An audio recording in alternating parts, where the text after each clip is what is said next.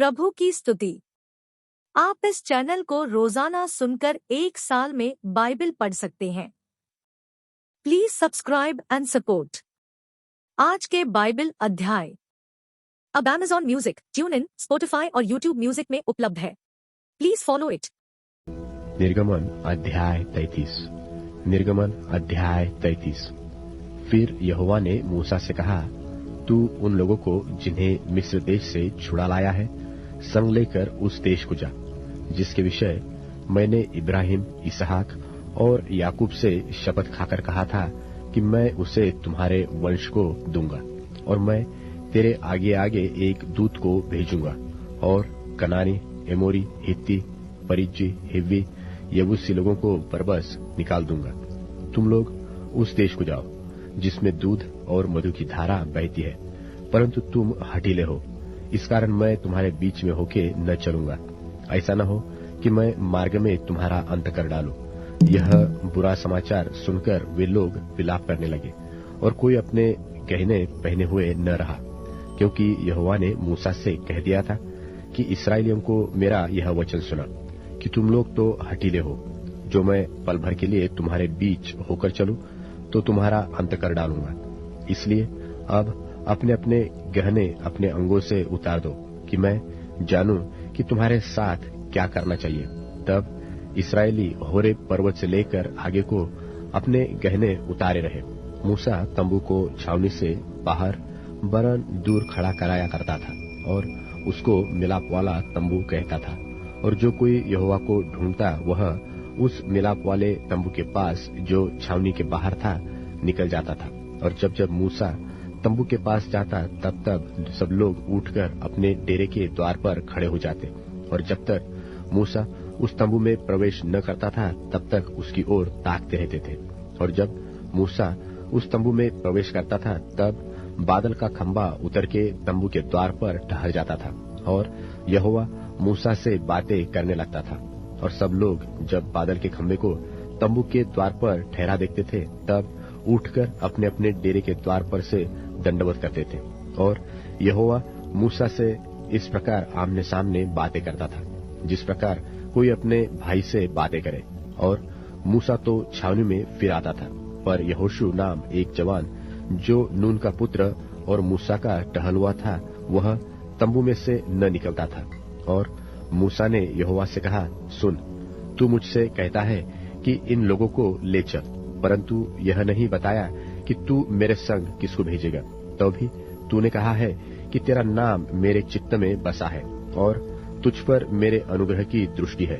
और अब यदि मुझ पर तेरे अनुग्रह की दृष्टि हो तो मुझे अपनी गति समझा दे, जिससे जब मैं तेरा ज्ञान पाऊं तब तेरे अनुग्रह की दृष्टि मुझ पर बनी रहे। फिर इसकी भी सुधि कर कि यह जाति तेरी प्रजा है। यहोवा ने कहा, मैं आप चलूंगा और तुझे विश्राम दूंगा। उसने उससे कहा, यदि तू आप न चले तो हमें यहाँ से आगे न ले जा। यह कैसे जाना जाए कि तेरे अनुग्रह की दृष्टि मुझ पर और अपनी प्रजा पर है?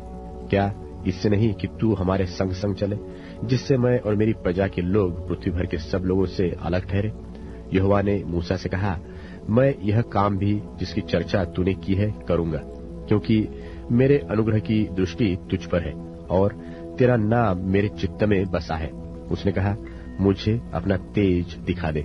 उसने कहा, मैं तेरे सन्मुख होकर चलते हुए तुझे अपनी सारी भलाई दिखाऊंगा और तेरे सन्मुख यहोवा नाम का प्रचार करूंगा। और जिस पर मैं अनुग्रह करना चाहूं उसी पर अनुग्रह करूंगा, और जिस पर दया करना चाहूं उसी पर दया करूंगा। फिर उसने कहा, तू मेरे मुख का दर्शन नहीं कर सकता, क्योंकि मनुष्य मेरे मुख का दर्शन करके जीवित नहीं रह सकता। फिर यहोवा ने कहा, सुन, मेरे पास एक स्थान है, तू उस चट्टान पर खड़ा हो, और जब तक मेरा तेज तेरे सामने होके चलता रहे तब तक मैं तुझे चट्टान के दरार में रखूंगा, और जब तक मैं तेरे सामने होकर न निकल जाऊं तब तक अपने हाथ से तुझे ढांपे रहूंगा। फिर मैं अपना हाथ उठा लूंगा, तब तू मेरी पीठ का तो दर्शन पाएगा, परंतु मेरे मुख का दर्शन नहीं मिलेगा। निर्गमन अध्याय 34। निर्गमन अध्याय 34। फिर यहोवा ने मूसा से कहा, पहली तख्तियों के समान पत्थर की 2 और तख्तियां गढ़ ले। तब जो वचन उन पहली तख्तियों पर लिखे थे, जिन्हें तूने तोड़ डाला, वे ही वचन मैं उन तख्तियों पर भी लिखूंगा। और बिहान को तैयार रहना और भोर को सीनै पर्वत पर चढ़कर उसकी चोटी पर मेरे सामने खड़ा होना, और तेरे संग कोई न चढ़ पाए, वरन पर्वत भर पर कोई मनुष्य कहीं दिखाई न दे, और न भेड़ बकरी और गाय बैल भी पर्वत के आगे चरने पाए। तब मूसा ने पहली तख्तियों के समान 2 और तख्तियां गढ़ी, और बिहान को सवेरे उठकर अपने हाथ में पत्थर की वे 2 तख्तियां लेकर यहोवा की आज्ञा के अनुसार सीनै पर्वत पर चढ़ गया। तब यहोवा ने बादल में उतर के उसके संग वहां खड़ा होकर यहोवा का नाम प्रचार किया, और यहोवा उसके सामने होकर यो प्रचार करता हुआ चला कि यहोवा यहोवा परमेश्वर दयालु और अनुग्रहकारी, कोप करने में धीरजवंत और अति करुणामय और सत्य, हजारों पीढ़ियों तक निरंतर करुणा करने वाला, अधर्म और अपराध और पाप का क्षमा करने वाला है, परंतु दोषी को वह किसी प्रकार निर्दोष न ठहराएगा। वह पितरों के अधर्म का दंड उनके बेटों वरण पोतों को और परपोतों को भी देने वाला है। तब मूसा ने फुर्ती कर पृथ्वी की ओर झुककर दंडवत की, और उसने कहा, हे प्रभु, यदि तेरे अनुग्रह की दृष्टि मुझ पर हो तो प्रभु हम लोगों के बीच में होकर चले। ये लोग हठीले तो है, तो भी हमारे अधर्म और पाप को क्षमा कर और हमें अपना निज भाग मान के ग्रहण कर। उसने कहा, सुन, मैं एक वाचा बांधता हूँ, तेरे सब लोगों के सामने मैं ऐसे आश्चर्य कर्म करूंगा जैसा पृथ्वी पर और सब जातियों में कभी नहीं हुआ। और वे सारे लोग जिनके बीच तू रहता है यहोवा के कार्य को देखेंगे, क्योंकि जो मैं तुम लोगों से करने पर हूँ वह भय योग्य काम है। जो आज्ञा मैं आज तुम्हें देता हूँ उसे तुम लोग मानना। देखो, मैं तुम्हारे आगे से एमोरी, कनानी, हित्ती, परिजी, हिव्वी और यबूसी लोगों को निकालता हूँ। इसलिए सावधान रहना कि जिस देश में तू जाने वाला है उसके निवासियों से वाचा न बांधना, कहीं ऐसा न हो कि वह तेरे लिए फंदा ठहरे, वरन उनकी वेदियों को गिरा देना, उनकी लाठों को तोड़ डालना और उनकी अशेराना मूर्तियों को काट डालना, क्योंकि तुम्हें किसी दूसरे को ईश्वर करके दंडवत करने की आज्ञा नहीं, क्योंकि यहोवा जिसका नाम जलनशील है वह जल उठने वाला परमेश्वर है ही। ऐसा न हो कि तू उस देश के निवासियों से वाचा बांधे और वे अपने देवताओं के पीछे होने का व्यभिचार करे और उनके लिए बलिदान भी करे, और कोई तुझे नेवता दे और तू भी उसके बलि पशु का प्रसाद खाए, और तू उनकी बेटियों को अपने बेटों के लिए लावे, और उनकी बेटियां जो आप अपने देवताओं के पीछे होने का व्यभिचार करती है, तेरे बेटों से भी अपने देवताओं के पीछे होने का व्यभिचार करवाए। तुम देवताओं की मूर्तियां ढाकर न बना लेना। अखमीरी रोटी का पर्व मनाना, उसमें मेरी आज्ञा के अनुसार अबीब महीने के नियत समय पर 7 दिन तक अखमीरी रोटी खाया करना, क्योंकि तू मिस्र से आबीब महीने में निकल आया। हर एक पहलौठा मेरा है, और क्या बछड़ा क्या मेमना तेरे पशुओं में से जो नर पहलौठे हो वे सब मेरे ही है। और गधी के पहलौठे की संति मेमना देकर उसको छुड़ाना। यदि तू उसे छुड़ाना न चाहे तो उसकी गर्दन तोड़ देना, परंतु अपने सब पहलौठे बेटों को बदला देकर छुड़ाना। मुझे कोई छूछे हाथ अपना मुंह न दिखाए। 6 दिन तो परिश्रम करना, परंतु 7वें दिन विश्राम करना, वरन हल जोतने में और लवने के समय में भी विश्राम करना। और तू अठवारों का पर्व मानना, जो पहले लवे हुए गेहूं का पर्व कहलाता है। और वर्ष के अंत में बटोरों का भी पर्व मानना। वर्ष में 3 बार तेरे सब पुरुष इस्राएल के परमेश्वर प्रभु यहोवा को अपने मुंह दिखाए।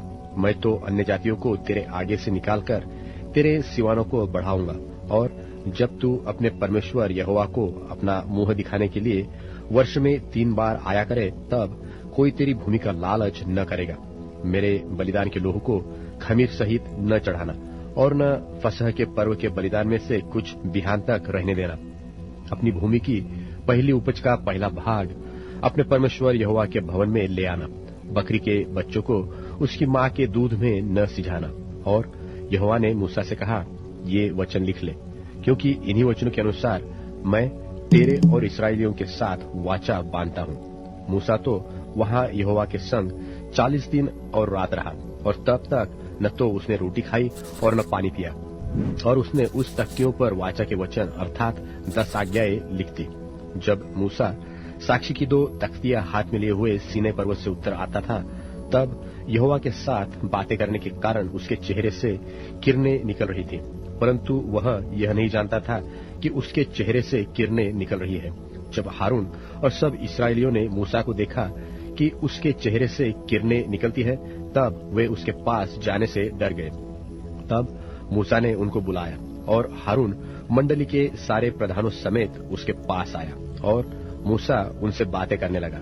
इसके बाद सब इस्राएली पास आए और जितनी आज्ञाएं यहोवा ने सीनै पर्वत पर उसके साथ बात करने के समय दी थी, वे सब उसने उन्हें बताई। जब तक मूसा उनसे बात न कर चुका, तब तक अपने मुंह पर ओढ़ना डाले रहा। और जब जब मूसा भीतर यहोवा से बात करने को उसके सामने जाता, तब तक वह उस ओढ़नी को निकलते समय तक उतारे हुए रहता था। फिर बाहर आकर जो जो आज्ञा उसे मिलती, उन्हें इस्राएलियों से कह देता था। सो इस्राएली मूसा का चेहरा देखते थे कि उससे किरणें निकलती है, और जब तक वह यहोवा से बात करने को भीतर न जाता, तब तक वह ओढ़नी को डाले रहता था। यूहन्ना रचित सुसमाचार 6वां अध्याय। इन बातों के बाद यीशु गलील की झील अर्थात तिबिरियास की झील के पास गया, और एक बड़ी भीड़ उसके पीछे हो ली, क्योंकि जो आश्चर्य कर्म वह बीमारों पर दिखाता था, वे उनको देखते थे। तब यीशु पहाड़ पर चढ़कर अपने चेलों के साथ वहां बैठा, और यहूदियों के फसह का पर्व निकट था।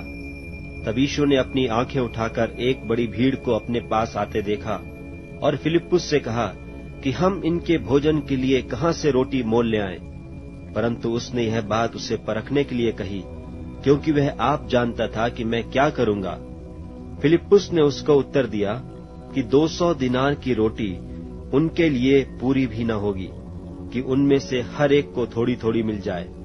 उसके चेलों में से शमौन पतरस के भाई अंद्रियास ने उससे कहा, यहाँ एक लड़का है जिसके पास जव की 5 रोटी और 2 मछलियां हैं, परंतु इतने लोगों के लिए वे क्या हैं? यीशु ने कहा कि लोगों को बैठा दो। उस जगह बहुत घास थी। तब वे लोग, जो गिनती में लगभग 5000 के थे, बैठ गए। तब यीशु ने रोटियां ली और धन्यवाद करके बैठने वालों को बांट दी, और वैसे ही मछलियों में से जितने वे चाहते थे बांट दिया। जब वे खाकर तृप्त हो गए, तो उसने अपने चेलों से कहा कि बचे हुए टुकड़े बटोर लो, कि कुछ फेंका न जाए। सो उन्होंने बटोरा, और जव की 5 रोटियों के टुकड़े जो खाने वालों से बच रहे थे, उनकी 12 टोकरियां भरी। तब जो आश्चर्य कर्म उसने कर दिखाया, उसे वे लोग देखकर कहने लगे कि वह भविष्यद्वक्ता जो जगत में आने वाला था, निश्चय यही है। यीशु यह जानकर कि वे मुझे राजा बनाने के लिए आकर पकड़ना चाहते हैं, फिर पहाड़ पर अकेला चला गया। फिर जब संध्या हुई तो उसके चेले झील के किनारे आए और नाव पर चढ़कर झील के पार कफरनहूम को जाने लगे। उस समय अंधेरा हो गया था और यीशु अभी तक उनके पास नहीं आया था, और आंधी के कारण झील में लहरें उठने लगी। सो जब वे खेते खेते 3-4 मील के लगभग निकल गए, तो उन्होंने यीशु को झील पर चलते और नाव के निकट आते देखा और डर गए। परंतु उसने उनसे कहा कि मैं हूँ, डरो मत। सो वे उसे नाव पर चढ़ा लेने के लिए तैयार हुए, और तुरंत वह नाव उस स्थान पर जा पहुंची जहां वह जाते थे। दूसरे दिन उस भीड़ ने, जो झील के पार खड़ी थी, यह देखा कि यहाँ एक को छोड़कर और कोई छोटी नाव न थी, और यीशु अपने चेलों के साथ उस नाव पर न चढ़ा, परंतु केवल उसके चेले चले गए थे।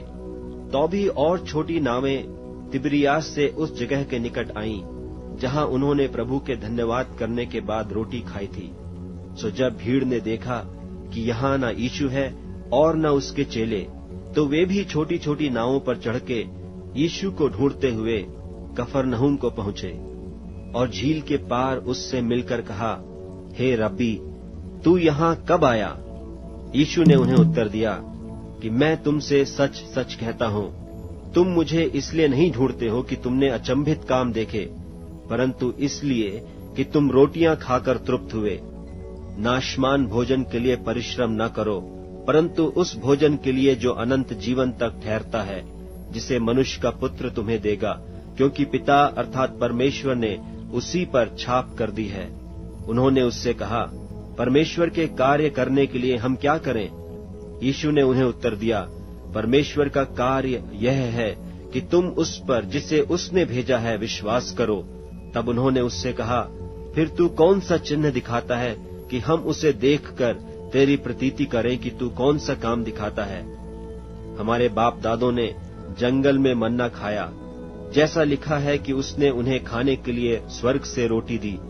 यीशु ने उनसे कहा, मैं तुमसे सच सच कहता हूँ कि मूसा ने तुम्हें वह रोटी स्वर्ग से न दी, परंतु मेरा पिता तुम्हें सच्ची रोटी स्वर्ग से देता है, क्योंकि परमेश्वर की रोटी वही है जो स्वर्ग से उतरकर जगत को जीवन देती है। तब उन्होंने उससे कहा, हे प्रभु, यह रोटी हमें सर्वदा दिया कर। यीशु ने उनसे कहा, जीवन की रोटी मैं हूँ, जो मेरे पास आएगा वह कभी भूखा न होगा, और जो मुझ पर विश्वास करेगा वह कभी प्यासा न होगा। परंतु मैंने तुमसे कहा कि तुमने मुझे देख भी लिया है तो भी विश्वास नहीं करते।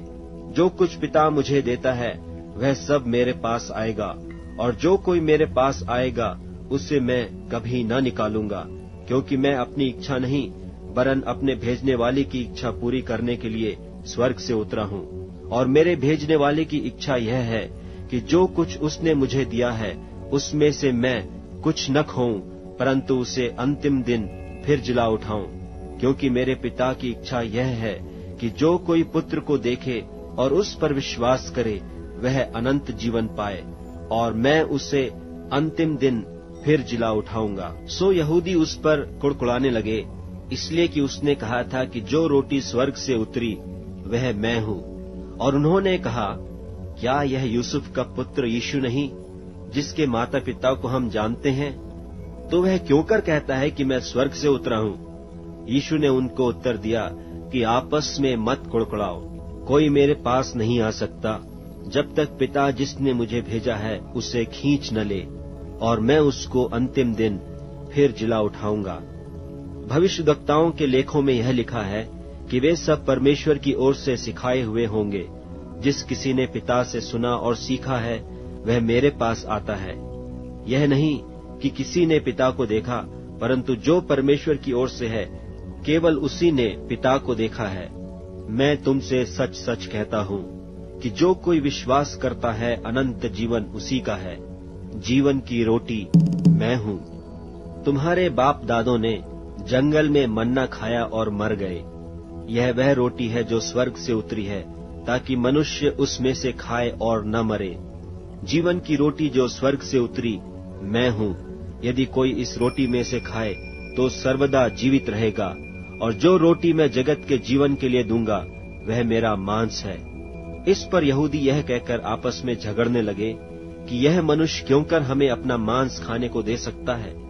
यीशु ने उनसे कहा, मैं तुमसे सच सच कहता हूँ, जब तक मनुष्य के पुत्र का मांस न खाओ और उसका लोहू न पियो, तुम में जीवन नहीं। जो मेरा मांस खाता और मेरा लोहू पीता है, अनंत जीवन उसी का है, और मैं अंतिम दिन फिर उसे जिला उठाऊंगा। क्योंकि मेरा मांस वास्तव में खाने की वस्तु है और मेरा लोहू वास्तव में पीने की वस्तु है। जो मेरा मांस खाता और मेरा लोहू पीता है वह मुझ में स्थिर बना रहता है और मैं उसमें। जैसा जीवते पिता ने मुझे भेजा और मैं पिता के कारण जीवित हूँ, वैसा ही वह भी जो मुझे खाएगा मेरे कारण जीवित रहेगा। जो रोटी स्वर्ग से उतरी यही है, बाप दादों के समान नहीं कि खाया और मर गए। जो कोई यह रोटी खाएगा वह सर्वदा जीवित रहेगा। ये बातें उसने कफरनहूम के एक आराधनालय में उपदेश देते समय कहीं। इसलिए उसके चेलों में से बहुतों ने यह सुनकर कि यह बात नागवार है, इसे कौन सुन सकता है, यीशु ने अपने मन में यह जानकर कि मेरे चेले आपस में इस बात पर कुड़कुड़ाते हैं, उनसे पूछा, क्या इस बात से तुम्हें ठोकर लगती है? और यदि तुम मनुष्य के पुत्र को जहाँ वह पहले था वहाँ ऊपर जाते देखोगे तो क्या होगा? आत्मा तो जीवनदायक है शरीर से कुछ लाभ नहीं। जो बातें मैंने तुमसे कही हैं वे आत्मा हैं और जीवन भी हैं, परंतु तुम में से कितने ऐसे हैं जो विश्वास नहीं करते। क्योंकि यीशु तो पहले ही से जानता था कि जो विश्वास नहीं करते वे कौन हैं और कौन मुझे पकड़वाएगा। और उसने कहा, इसीलिए मैंने तुमसे कहा था कि जब तक किसी को पिता की ओर से यह वरदान न दिया जाए तब तक वह मेरे पास नहीं आ सकता। इस पर उसके चेलों में से बहुतेरे उल्टे फिर गए और उसके बाद उसके साथ न चले। तब यीशु ने उन 12 से कहा, क्या तुम भी चले जाना चाहते हो? शमौन पतरस ने उसको उत्तर दिया कि हे प्रभु, हम किसके पास जाएं? अनंत जीवन की बातें तो तेरे ही पास हैं, और हमने विश्वास किया और जान गए हैं कि परमेश्वर का पवित्र जन तू ही है। यीशु ने उन्हें उत्तर दिया, क्या मैंने तुम 12 को नहीं चुन लिया? तो भी तुम में से एक व्यक्ति शैतान है।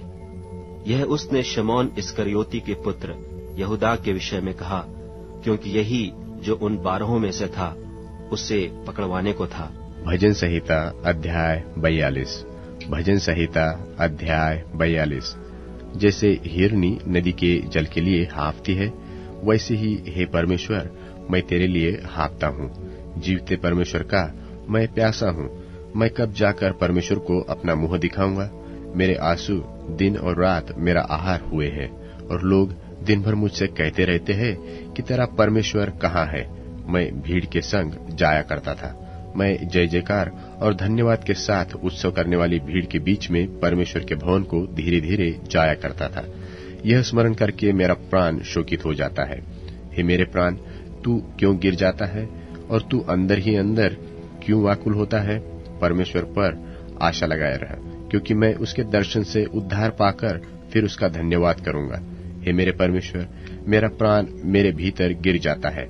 इसलिए मैं यरदन के पास के देश से और हेर्मोन के पहाड़ों और मिस्गार की पहाड़ी के ऊपर से तुझे स्मरण करता हूँ। तेरी जलधाराओं का शब्द सुनकर जल जल को पुकारता है। तेरे सारे तारांगनों और लहरों में मैं डूब गया हूँ।